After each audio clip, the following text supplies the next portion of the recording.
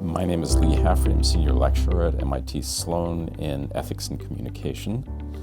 Background, PhD in Comparative Literature, which came out of being the son of two immigrants to the United States. My father came from Latvia, my mother from France, before and after World War II.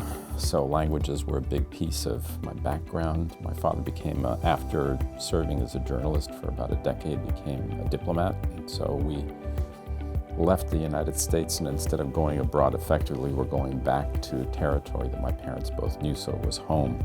But they had this, I think, deep conviction that the United States had saved them and many of their friends from a bad fate.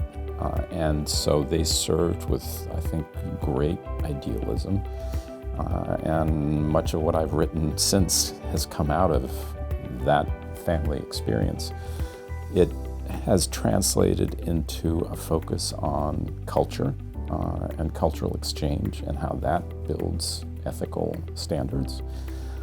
It didn't give me much of a background in business, I have to say, but I have found the application of that background to what we do here at Sloan very interesting and very productive.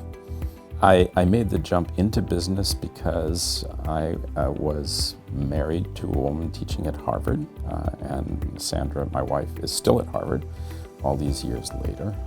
But she was in the university teaching, and I was at the New York Times. So like my father before me, for a time, I was a journalist.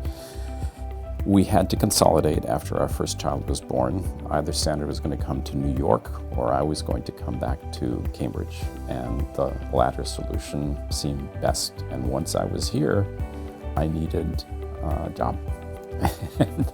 and HBS was looking for someone who could teach communication, and I think they decided that my having spent time at the New York Times suggested I could do communication. So I did, and once that happened, it was a matter of time only before I wound up here at Sloan teaching communication, but then also bringing my interest in ethics, which I had had an opportunity to teach at HBS as well, into the picture. So a combination of what do you want to call it, luck and intent.